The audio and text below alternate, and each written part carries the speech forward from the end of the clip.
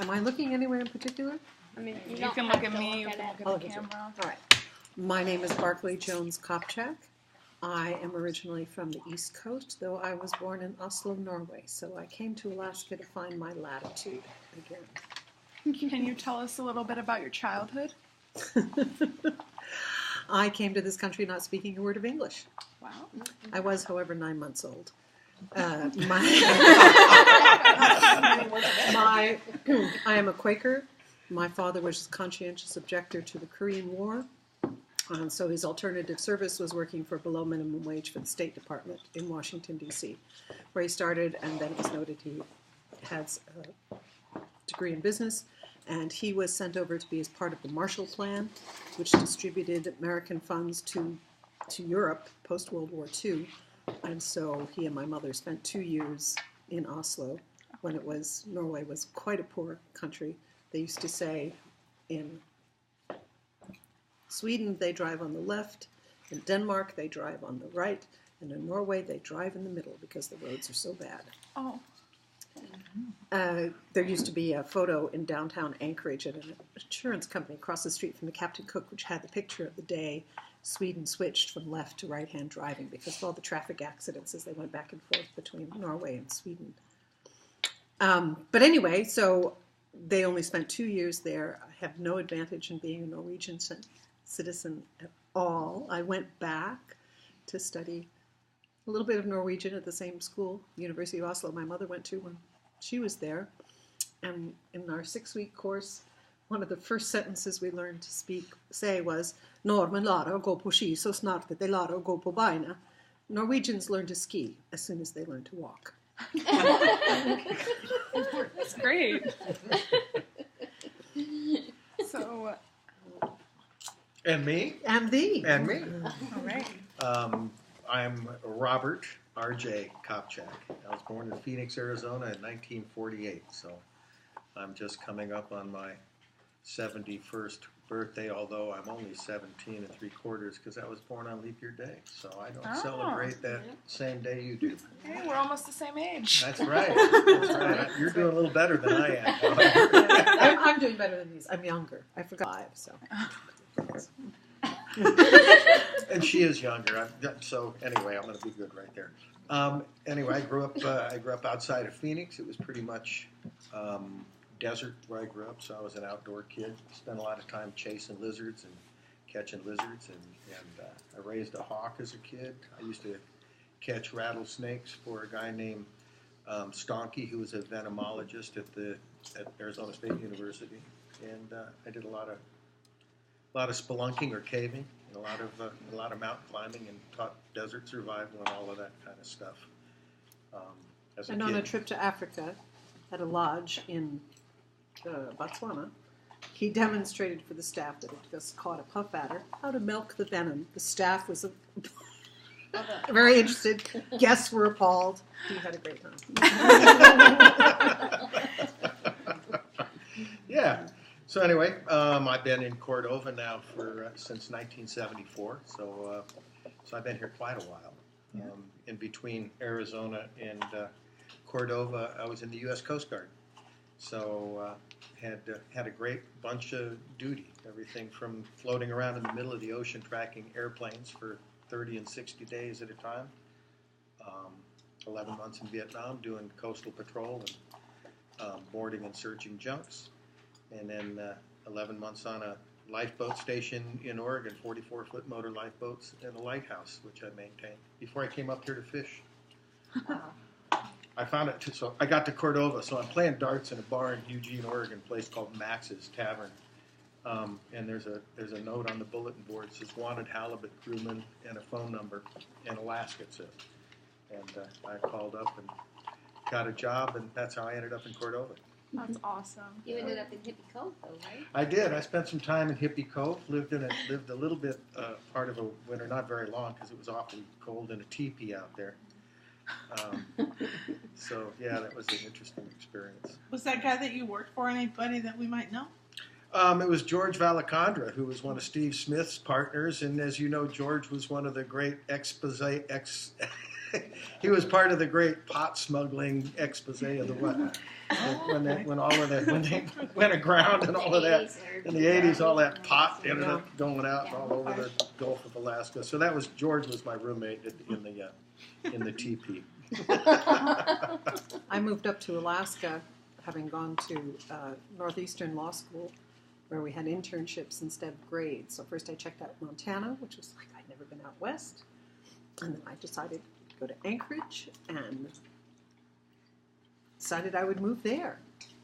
And on the way to the laundry room in my apartment in Anchorage, I met this guy who seemed to be pretty bonkers.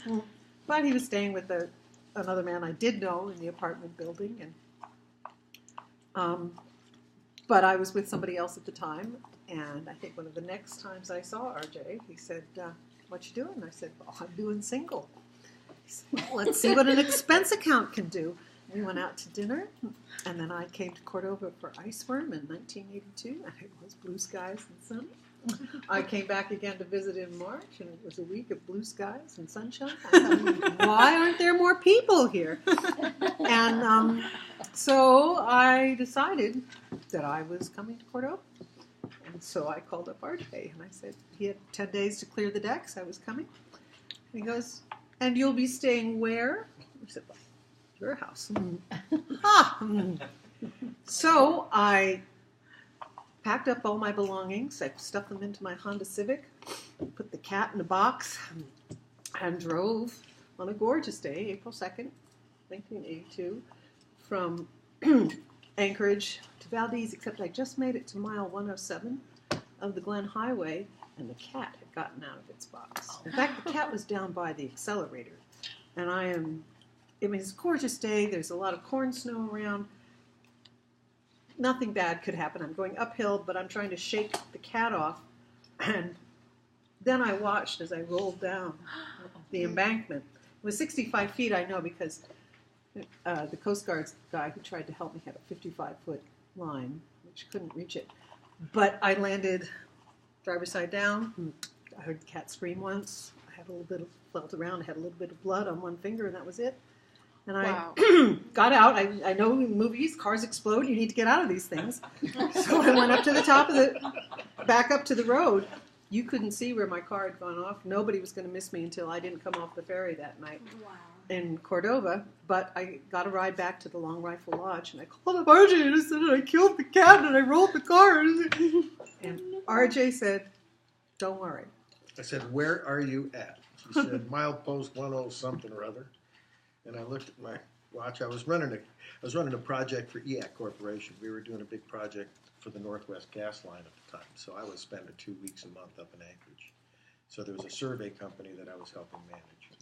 So I got Jim Foodie, one of the local pilots. I called up Jim, and 15 minutes after Barclay's phone call, I was in Jim's plane heading over towards Anchorage. Oh, wow. Jumped in one of the survey trucks, and Rented a tow bar. Rented a tow bar and drove up to the Long Rifle Lodge. Sure enough, I was there within 3 hours. He was. And the Yes, cat. I marry you. The cat had lived. The cat had lived. Oh, The cat, when the service people went back with the longer line and righted the car, the cat leapt into the windshield onto the dash. It was my finger that had been cut. The cat was fine. So I said, we have the cat. So we put the cat in a box, and Jay Kelly flew us back from Valdez to Cordova. And I got to Cordova, and they said, oh, it's so good to have you here. So sorry about your cat. The cat survived. This is a small town. Everybody already knows that, that she died. Wow. and your car stayed? It wasn't more. It was totaled. Can you tell us a little bit about your family life and life leading up to marriage, how you guys got married? And I decided it was time. I mean, he was old. Barclay, it was romantic. Barclay proposed in the little kitchen, and it was heartwarming. And I said yes, of course I'll take it. I sent away for my mother's wedding dress, which she sent. We've got a big box in the middle of the floor, so he had to step over it. Invited a lot of family who came, and I was that second bottle of champagne because our daughter was born 9 months and 1 week after our wedding night.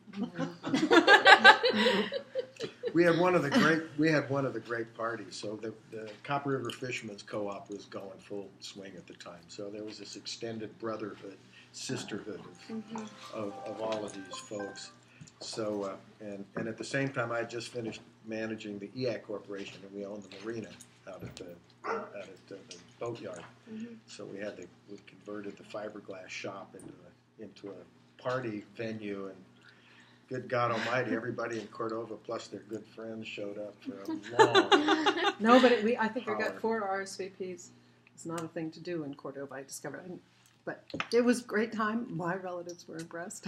It was quite the yin and yang. We've got all of these wonderful old school They came Quakers, in suits. all of these non-imbibing old school Quakers, and all of these fairly edgy young commercial fishing individuals.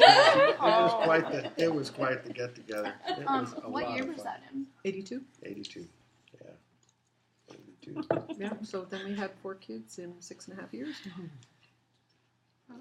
And I found that teaching at the college part-time worked out really well for family life. RJ could manage the kids during the day, one on off in the evenings, and summers off meant like family life could continue.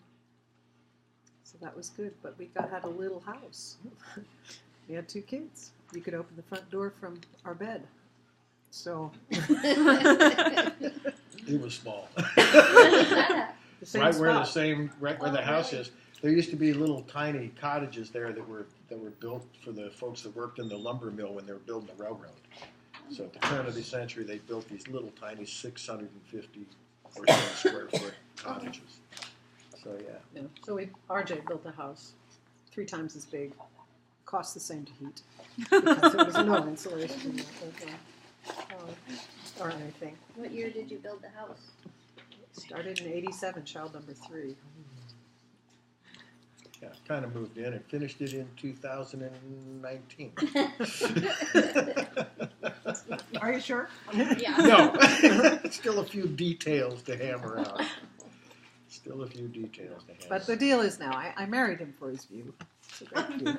He wants to keep the view. It keeps the marriage going. So we know you were a lawyer and you were in the Coast Guard. Do you have any I other didn't law. I just occupation? turned to teaching instead. It was just, okay. I turned my classroom into a branch law office during the oil spill. That was about it. And I ended up spending a lot of time starting community projects because that's stuff that I like to do. So when I first got here, in addition to halibut fishing, I started an organization called Badarki Youth Services. You did? And so, yes, I was the founder of Badarki. Actually, I was the guy that recruited Jeff Holly and Nancy Bird were my first 2 employees. Wow. And we eventually grew in from where the chiropractor is right now is the first youth center in town. Wow. And community rec center, and then we were able to take over the old city hall when the new city hall, which is now the old city hall, was built. We took over that old. Took over. building. They walked in. They wanted to turn it into a parking lot. The mayor at the time, a guy named Jim Poor, wanted that building tore down, and we just moved in. We thought nobody's going to throw out a bunch of kids. And anyway, so that was a really fun project. Wow. Well, he did more than that. Yeah, I helped a guy named Tom Van Brockman, who was assistant at the hospital. We started the mental health and alcoholism clinic. So we raised the money to start what was at the time Cordova Community Services, which ended up being the mental health and alcoholism programs here in town. Nice. So, yeah, those ended up pretty good.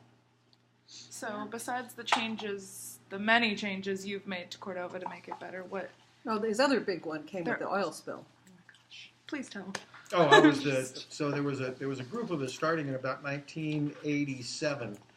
There were a guy named Rick Steiner was the local marine advisory agent, and a bunch of us started hanging out at Rick's office and bemoaning the fact that we didn't have a place to learn more about where we lived. All of these scientists were coming through every summer and studying, and then they'd get back on a plane and they'd go back to their university. So we started trying to figure out how you organize a local research facility and science center. And then in 1989, we had just finished drafting our sample articles of incorporation. We had a basic business plan on how to start a science center.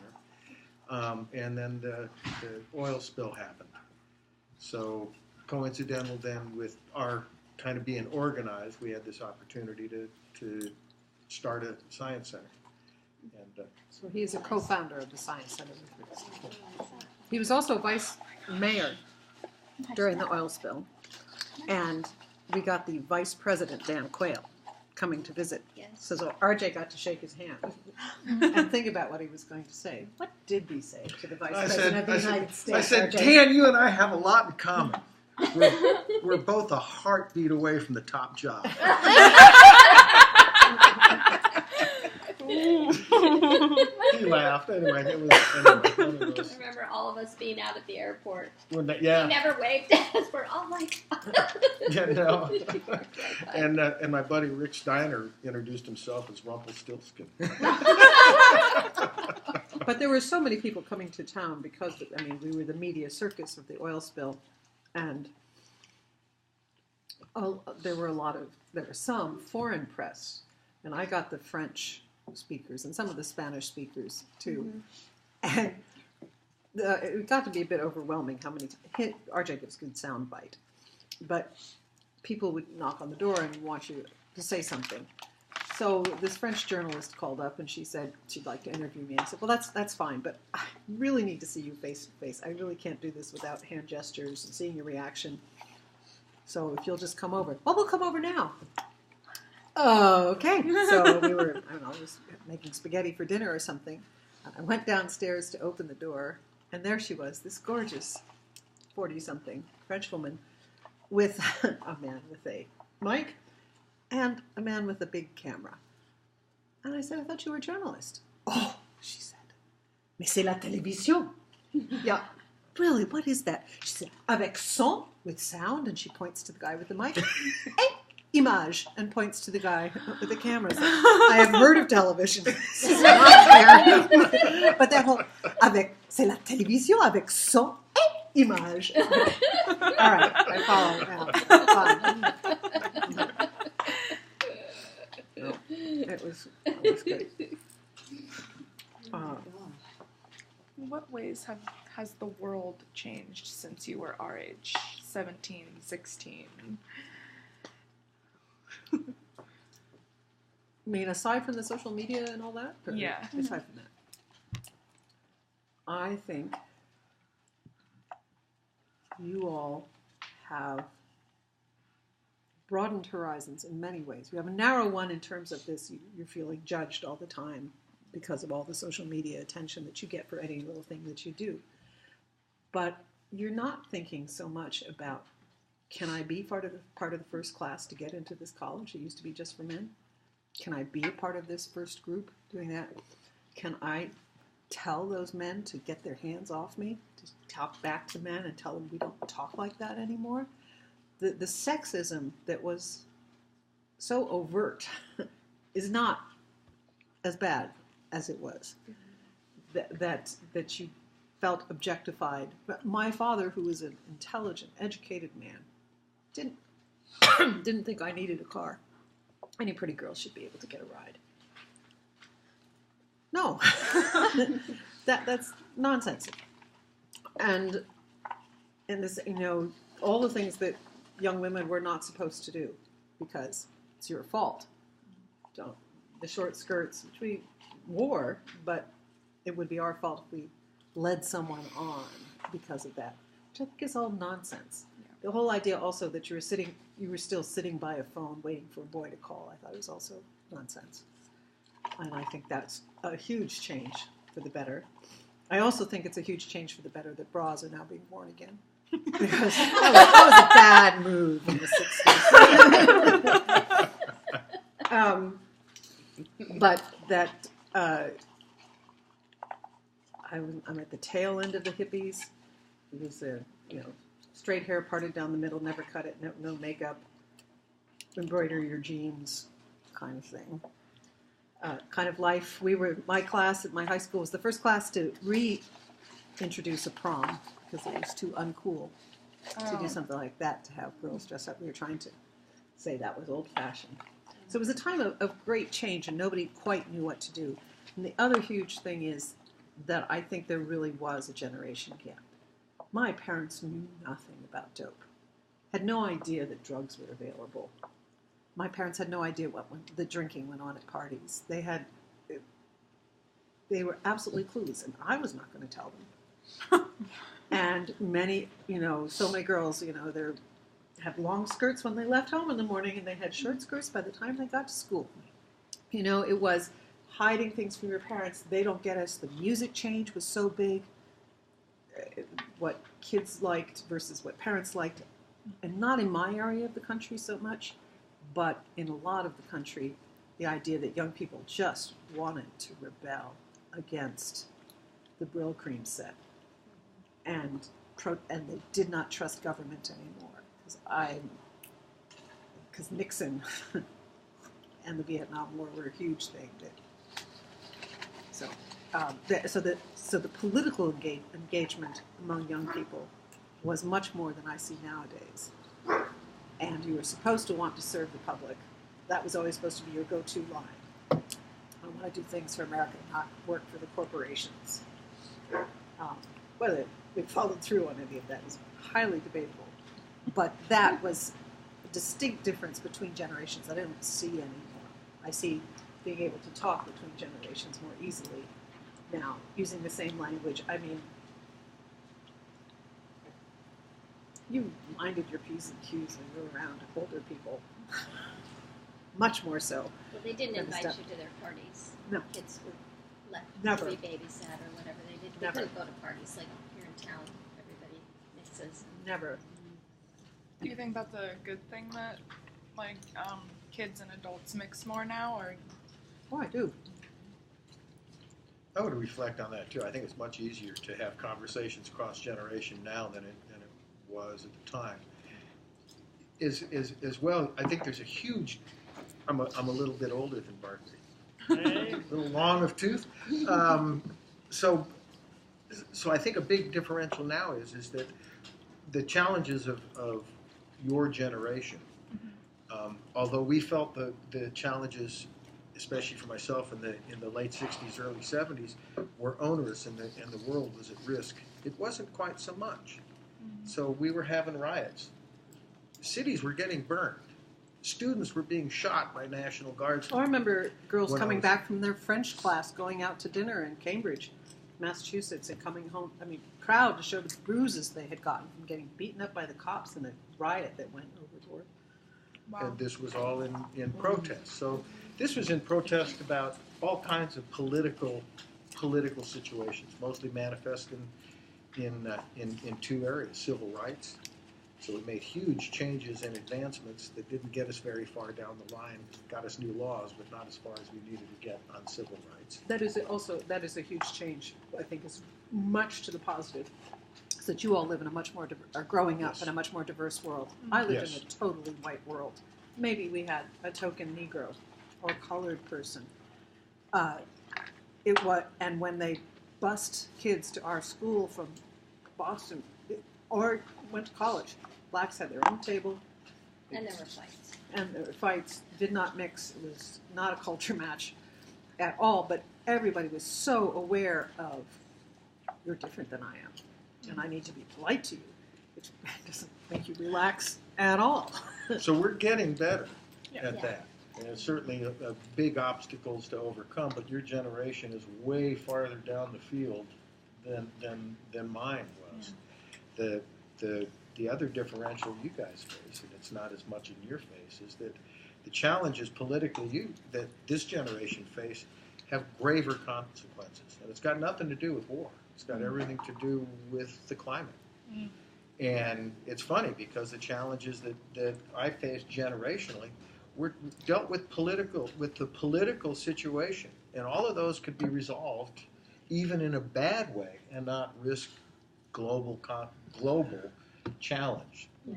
And right now the challenge is absolutely global. And the difficult thing is how do you organize a whole globe to deal with something that's this level of threat? The sector fights that were part of the the generation that I was dealing with, were in many ways much easier to deal with. You could pick this little box, and the challenge of this generation is different than that. There's a decade left, and how do you get the attention of the 1% that owns the political process in this country? And how do you guys fight for a more democratic and participatory opportunity rather than one dictated by corporate wealth? And anyway, that's really rough. But another positive change, though, is the acceptance of different gender identities now, which is just huge and so much to the positive. I really don't want to sleep with most of the world, so I'm really not interested in what your sexuality is. I'm interested in you as a person, and that loosens things up. It doesn't have to be a binary choice of male-female, but certainly when I was growing up, I was totally unaware of homosexuality. Couldn't exist. Huh. No, that's just weird. They stayed hidden. They didn't come out. No. Not at all. I mean, Liberace, I don't know if you're aware of who Liberace is. Google him. Was a pompadour-haired, Elvis on his most outrageous day was a few steps down from what Liberace wore at the piano with his candelabra on top of it, playing away, saying, "Hi, Mom," to the camera all the time. And he got away with pretending he just loved his mother. And nobody would ever mention how ridiculously gay can you be and not be called on it. Yeah. No, it is a better world in so many ways in that sense. Absolutely. Yeah. No, and I moved when I was between 10th and 11th grade. I moved from Lexington, Massachusetts to Washington, D.C. And I thought, well, what do we have in common as Americans? And at that time, one of the big things we had in common was TV. There was such a limited palette of TV shows and ads. That was all common reference points. That and being against the war were the big things. So transitional moment. So here's a funny thing just to reflect on. So when the oil spill happened, number one, I was the vice mayor and kind of working on the science center thing, but I volunteered to organize what we called the Cordova Community Response Office. Basically, the second floor of City Hall was empty at the time. We cleared it out and brought in a bunch of folks to help the community meet the challenges of the response. But one of the first things we did was we ordered 30 fax machines. Yeah. Which had just come in. They were just been in. We're at a price point where people could. There were no cell phones, and if you didn't have a fax machine, you were not in business. Anyway, that's so different now. Communications are so instantaneous with tweets and messaging and everything. Can you touch on Johnstone Point at that time too? How they did communication with that real quick? Oh, so people would sit in a room and wait their turn for the phone to call. And that used to be so. Public phone, and couples would work out code. If you had to discuss, I remember Linda Massolini talking about Tom. She needed to spend some money on something, and she wanted to tell Tom how much. He says, "Well, is it one culvert's worth? 2 culverts, because didn't want everybody around." Everybody can hear. Well, everybody could hear one half of the conversation. And you had to wait for hours to get your turn to talk. That used to be funny. Well, the other thing was, gosh almighty, our boats weren't so good for ages when we were fishing here. When I first got here, half the fleet was still cabin skiffs. Yeah. Cabin skiffs, wooden and plywood boats with a little tiny cabin up front with a little tiny stove about this big. Yeah, one of those cabin skiffs. Tiedemann skiff, or Mark fished when he was 13 all by himself on the flats. Yeah, lots of kids did because that was all they did. They go out to the flats, but they'd never leave anywhere but their little slot. Nobody ever went outside the bar. Okay. When I first got here, 95% of the fleet didn't know how to go outside a bar. The first year I arrived, there were 5 drownings. In a single year. The Coast Guard, the equipment, survival suits, Coast Guard inspections, we've done wonders. Yeah. So that transition in equipment has been a fascinating thing. The other thing that was, these points of transition.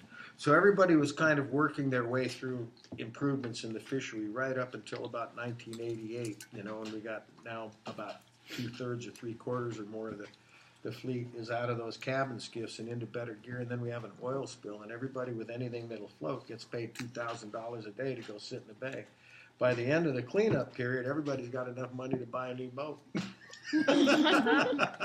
Kaboom! All of a sudden, the nature of the fishery changes dramatically within a 3-year period because you no longer had to be a decent fisherman to be able to afford a new boat. You just needed to have done a couple of seasons on the oil spill. And now it wasn't so hard to be a decent fisherman because we've made the transition. Everybody now has got a GPS. They can follow. Tom Maslany was so mad about that. Oh. It's like, you don't have to memorize anything. When I first came to Cordova to fish, we would fish out in the Gulf of Alaska, and we would have a fathometer and a compass. And we would find our gear. I'd be a weak Dana fisherman. fished halibut at Middleton Island with that. Out in the middle of nowhere, yeah. I mean, that was, and now if you can't exactly follow your track within 6 feet, you're in big trouble.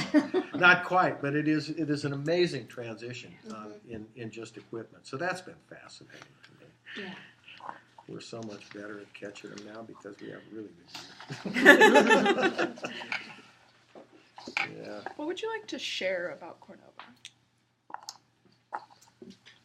When I go outside, people say, "And how big is it again?" It's a couple thousand people.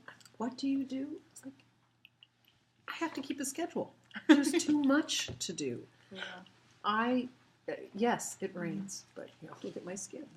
But aside from that, I love the sense of community. I love, Alaska's geographically large, socially small. I love that I know my state senator. I've tap danced with her, for heaven's sakes. I love when interesting people come through town. You can have them over for dinner and meet these authors and incredible musicians and Hypnotists. Well, yes. So because we have guest rooms and we're within walking distance of downtown, we frequently host Cordova artists. And so we had this husband and wife, Terry Fatter, and his wife, and he was a hypnotist. But mainly a ventriloquist. And he did his little show at the old Mount Eccles cafeteria. And we hypnotized Rob, or tried to hypnotize And Rob. RJ and I frankly left at intermission because it was mostly kids, and he started gearing it for 12-year-olds with 12-year-old jokes. And I was like, oh, okay. So we chatted with him later, and he's like, well, yes, I can do a range of jokes. It was just because there were all those kids and all that. And his wife apparently never dealt with showers that were in tubs so much. So she flooded the bathroom downstairs by not tucking the shower curtain inside. Anyway, I forgave them. And then I'm reading Parade magazine, which I don't know if it still exists. It's part of the Sunday insert. And they're talking about who's made the most money from the show America's Got Talent. Well, Terry Fatter has just signed a $5 million contract for Las Vegas. I called up Anita. Anita, what was the name of that ventriloquist again? It was Terry Fatter. Sure enough, when I was in Las Vegas, I saw his signs on every vehicle that went by and buses. It said Terry Fatter Show. And it was like, wow. And he's still there. Well, and then we had Mark Bakich, when he was campaigning to be senator, come and stay at our house. And, okay, you're not going to do very well against Uncle Ted here. But Uncle Ted, had a felony indictment. And he won. So he's like, these are pretty good odds for staying in that bedroom there. Yeah, somebody else who did well by staying in the house. Anyway. We thought it's a good deal. But the fact that you can meet people like that, but more importantly, that I feel a sense of community with all of you. Yeah. I mean, I remember you being in utero. And you. that I enjoy the people here and their talents, that I have to know about Rob Eckley and what he can do and what he can share over the years. I know, they say that fashion is a conversation among urban strangers. Because if you are just so many people passing you on the sidewalk every day, what can you do but make a statement with how you look? Yeah.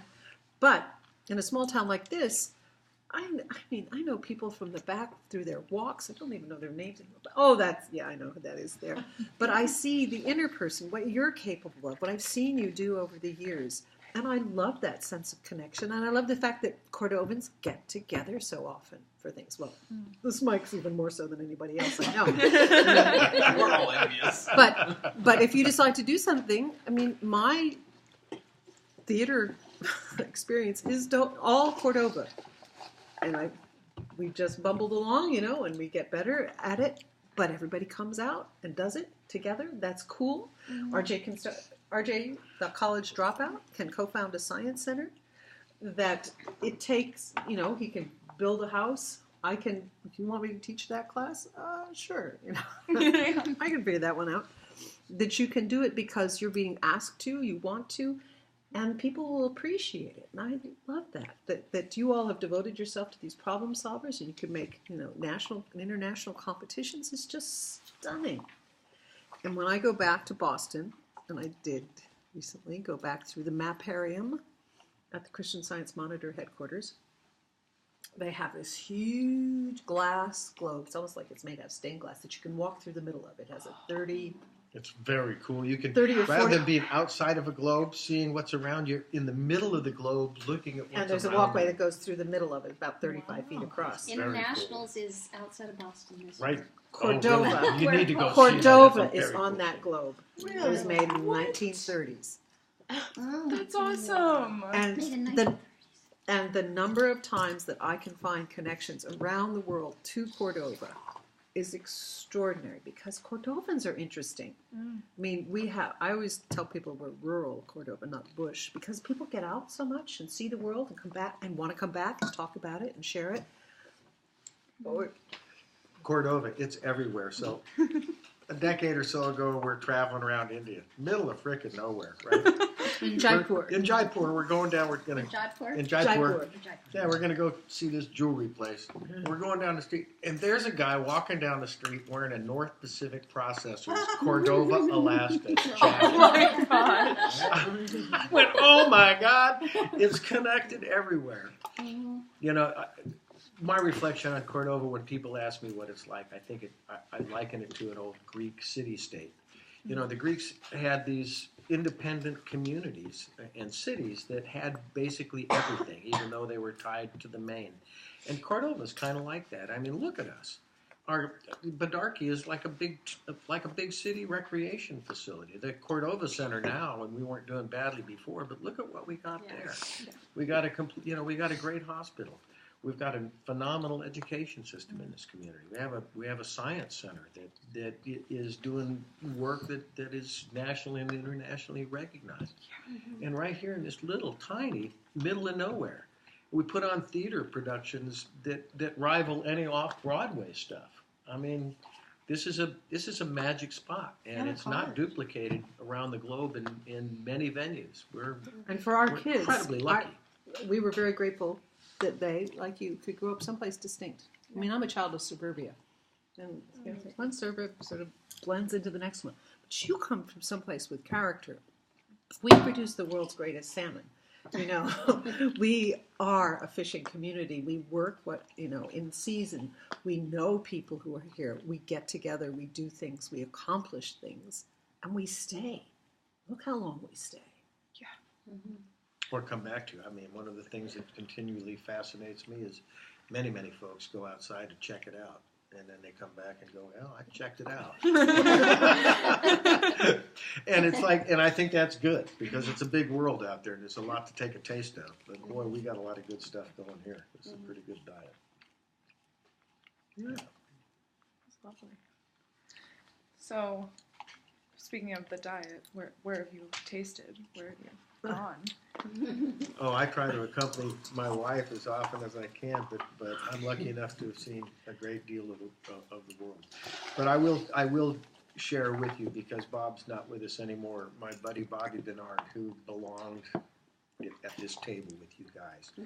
So Bobby Bernard, he grew up in Cordova.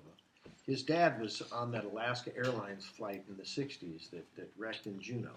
and he lost his dad, during that. He was raised by, instead, Cap Bernard. And Captain Bernard, if you're not aware, Captain Bernard was an Arctic explorer in the late 1800s and at the turn of the century, especially between 1900 and on into the early 20s. So so he and his brother Peter would sail Cordova. Seattle was their home base. And they built this Arctic exploring boat that had like sides that were like 14 inches thick of various kinds of woods to take the ice. But they would go all of the way up into northern Canada and trade. They were trading whiskey and tobacco and powder and firearms for art. Basically, they would collect cultural items for everything from the Vatican to the to grand museums in Berlin and around the world. And there are some items at the Cordova Museum from the Cap Bernard collection. Right. So I'll try to speed this up. In 1913, there was this huge expedition called the Canadian Arctic Expedition. Both of the Bernard cousins were involved. One cousin ran one of the vessels, and the other was a logistics guy. One of them lost his life on a place called Banks Island during the first major winter that the expedition was in place, and the other brother ran a boat called the Maurice Sax, and he was involved in the effort to rescue an icebound bunch. But 2013, Bob decides he wants to trace his great uncle's route, and I volunteered to be his crewman, and so I was able to jump on a sailboat in Cordova, Alaska, with Black Bob, as he used to be known, and we never been sailing before. Neither one of us knew how to run a sailboat. So, Like I said. so we decided it'd be pretty good to have lessons. So we invited a couple of folks to accompany us from Cordova to Chenega, so we could kind of learn how to run the rig. And we had a couple of great sailors on board. Bob Pudwell, who lives here in Cordova and is started Baja Taco with his wife, and is a world-class sailor. And a friend of Monica Rigetti's, who did a lot of sailing on the Constanzsee in Germany. Right, and who was a yachtsman. He'd raced all over the world. So anyway, these guys showed us how to rig sails and tune sails in our 12-hour lesson. That was pretty cool. And then yeah, but the ferry went by as we were going by. So here's the deal: we want to rig this big sail, right? But we're short one pulley at the top of this mast, and so we drew straws. They decided the oldest guy on the boat had to go to the top of the mast. That was me. Bob Pudwell said, I'd go up there, RJ, but it's really better here that I direct you. Tell you how to do this. So anyway, I get right at the top, about 65, 70 feet off of the water, at the very top, and I'm trying to figure out how to get this pulley out of my jacket and get it hooked up, and the ferry goes by. It was so great. Anyway, oh my God. So I thought, I'm fine. I'm fine, everybody. I'm fine here. I'm fine. I get out of bed next morning and I look down and I got bruises. I got bruises on the inside of both legs from wrapping that mast. I got bruises on the inside of both arms from wrapping that mast. Boy, I held on tight. But that aside, that was a great adventure. We covered every single mile of Alaska's shoreline from Cordova to northern Canada, and on across the Mackenzie River Delta and up to a place they called the Smoky Mountains, where this volcanic activity has these mountains always steaming. But there were so many big storms that year. Actually, we were in a storm almost every day we were underway, that all of the ice had been pushed against the far end, and we couldn't get through the ice to kind of where we wanted to go. But a cool part of the story, Bob wanted to leave a memorial for the tribal community members that had been on the Canadian expedition. They'd been the reason that many of the expedition members had survived. They were the hunters and the gatherers that made sure folks could make it. Canada had celebrated that expedition and put plaques in a couple of places and didn't name a single native person on any plaque. Bob had bronze plaques made that named the tribal community people and how they contributed. And our job was to put these bronze plaques on these islands. So the first place was a little island where the Karluk, one of the boats that got icebound, was icebound. We put a plaque there. And then we had another one that was in celebration of a guy named Kipsuk, who was the hunter that... I think it was Pipsuk. Pipsuk, yeah, Pip, thank you. Pipsuk. And Pipsuk was the hunter who... A boat got icebound off of Alaska, stuck in the ice, and it floated across the ice all the way over to northern Russia, to a place called Wrangel Island. The survival of the people on there, the few that survived, is a phenomenal story. They got to Wrangel Island, and a guy named Bartlett and Pipsuk decided that the only way they'd be rescued is they had to go for help. Wrangel Island off of northern Russia, those guys worked their way to shore across the ice and then walked and borrowed dogs. Borrowed dogs. Got them all the way to Nome. Well, and a ship crossing to get to Nome. No. Oh, they, Dog sleds. Dog and sleds. on Oh, feet. I thought he had a... No. Dog sleds and on foot from Wrangel Island to Nome to organize this rescue. Anyway, phenomenal. And so we were looking for Pipsuk. We wanted to get up to Banks Island where we were going to leave the sign with Pipsuk on it because that's where Bob's uncle had died, but we couldn't get there. So we go back to Kaktovik, where we park a boat in Bernard Spit, which was named after Bob, after Bob's great uncles. And we go ashore and we say, God, we wanted to leave this plaque for Pipsuk. And they said, Pipsuk, Pipsuk, we know Pipsuk. And they take us up to the grave, and they've got this grave up there. Pipsuk died in Kaktovik, and they buried him there, and there's a grave that says Pipsuk. So Bob takes the plaque and mounts it right to there. Pipsuk's grave. And anyway, Wow. a great adventure that Bob should tell you about, and Bob's not here, so I'll share that with you. But like 4 years ago, maybe, the native village of Iyak brought a bunch of ivory carvers from Shishmaref and Savunga down, and they were selling their pieces at the Masonic Temple. And we bought a seal, and it was really cool. And RJ says, "Oh, I was in the Arctic." And, oh yes, and he starts talking about the Karluk being stuck in ice and all this. And the woman at the next table, who was in her 60s, 67, yeah. 70s, perks up and said, "You know that native family on Karluk? One boy, one little girl? That little girl's my grandmother." It's like, oh my God. So she was Shishmaref, I think. Yeah, from Shishmaref. So we went over to shake her hand, and she says, "Oh, I feel like celebrity." I mean, it felt was so so cool. It was so Alaskan to make that connection there. Yeah. Wow. So clearly your lives have been extraordinary, but if you had to choose one experience that stood out from the rest, what would your most extraordinary experience For a be? Cordova experience? For any experience. Just for your life. I want one from each of you. Yeah. I'll say. Well, I'm trying to think of Cordovan experience. So, I was pregnant with our third child, and I kind of knew what was coming. And I also knew that the hospital billing day began at midnight. So when my waters broke getting ready for the fish prom, I thought, there's no point in going. We didn't have insurance. I'm not paying. So we went to the fish prom, which was held in the Elks there, and I was dancing. We danced until... We danced until midnight, and we made the papers. Nancy Bird was there too, and they wanted me to lie down. The hospital said, "I have been dancing. I don't need to lie down." Eventually. But we had Obi 6.5 hours later. And I just thought that was pretty cool. He made the papers for having danced until he danced himself out.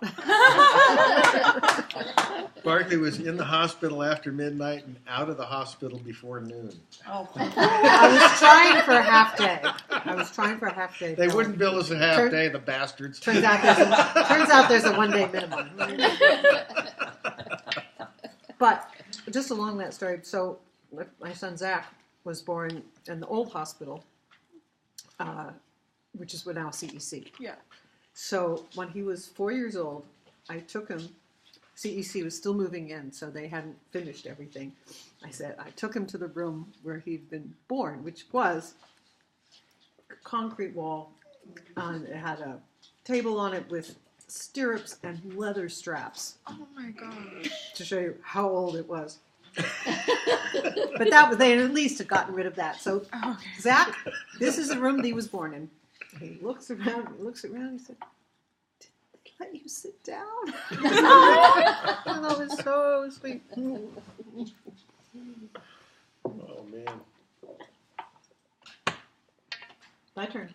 my turn. Yeah. Gosh, I don't know. I mean, it's always hard to say what would be that thing. Like so many, I think that for me, the thing that most I reflect on in Cordova is both the chaos and the positive outcomes of the oil spill. To me, that although there's a great deal in my life in Cordova that I think is important and big moments, to me that's the big one. And I think both because of the impact on the community and the feeling of all of us around that event. But I think more than that, the fact that it resulted in a great legacy program at the Science Center. And I will always look on that as like that big spot. RJ and I and John Bacci, we chartered a plane the day after this, 2 days after 2 this. days after. 2 days after the spill. RJ had actually been down in Juneau lobbying for something. And the spill. Anyway, he came home. Lobbying for spill guys. And we flew out over the Sound, and it was the most heart-sickening flight I have ever taken. Exxon had been announcing that they had a dozen skimmers out there.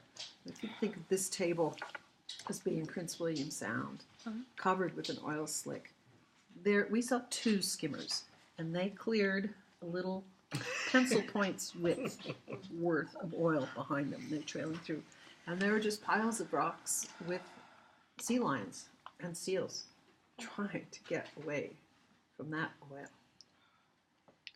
And Exxon persisted in saying they had all this equipment, and that was a huge unmasking of PR and Fake news. of fake news that we were being had, and and that changed a lot of people's attitude towards corporate promises. No, do it right beforehand. Don't tell us you're doing something wrong.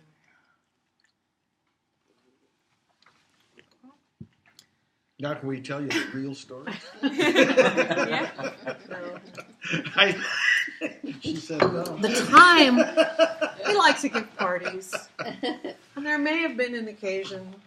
I played in a the rock and mayor- roll band for where the like mayor 7 years. And his He stepson just said it. might have been lighting rockets off of the deck, What's wrong? which landed down in the reluctant parking lot. Maybe one of them might have hit a police car. And to suddenly see, gee, what was his last name? The 6'2" one or 4 Or in five. the midst of your party, saying, We've had a complaint. "We've had a complaint." And suddenly the mayor and his stepson are nowhere around. I know nothing. Rob tells us that your rock band did an Ice Worm song.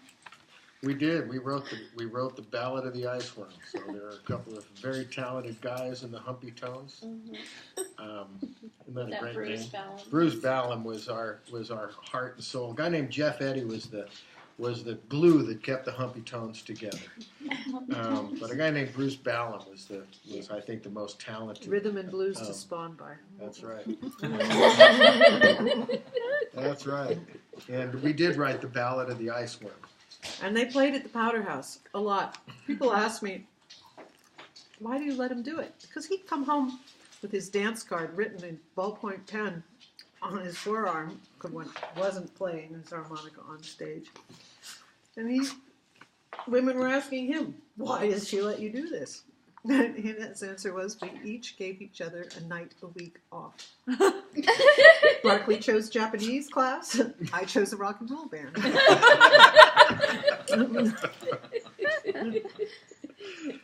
Yeah.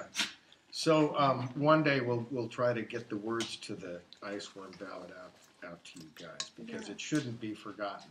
It should not be forgotten. Have Jason and Caleb do it at Ice Worm? Yeah. We did do it once Yeah. at Ice I Worm. remember that. That was my only rock and roll band I played with. Bruce's Yeah. for Dress to Kill To at Dress- the Anchor.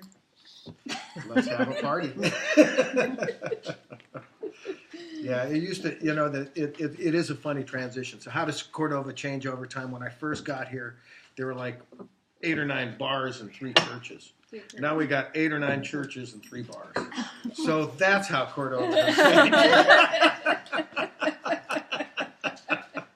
I think that describes the change better than anything. Ratios. No. Fred, we have to wrap this up. Yeah. Okay. So, Well, last question before the last question. Do you feel a need for a better connection between the youth of Cordova and the older generation? If so, what do you feel we need to do in order to bridge that gap? Whose responsibility is this? And what do you feel the older generation? Everybody needs to get out of their shell a bit and find things that people enjoy doing together. I mean, Ice Worm is one. That does really well. I mean, it's... Oh, I think I'll be honest with you. I think Cordova does a pretty darn good job of having young people and old people mixed together. We have so many series of great events, from the ski hill party in the middle of summer to the 4th of July to the Ice Worm and such, that I don't think that there's a big gap to bridge there. I also think that there's always a propensity for folks to kind of hunker down and kind of not reach out, and that, especially in the winter time. But I think we do pretty darn well here. But if you really want to know what young people can do to reach out and help older people, every time it snows, would you guys come over and dig me out? We've all told that before, yeah. Never hurts to ask. I thought I'd throw that one in there. Okay, you should do the last question from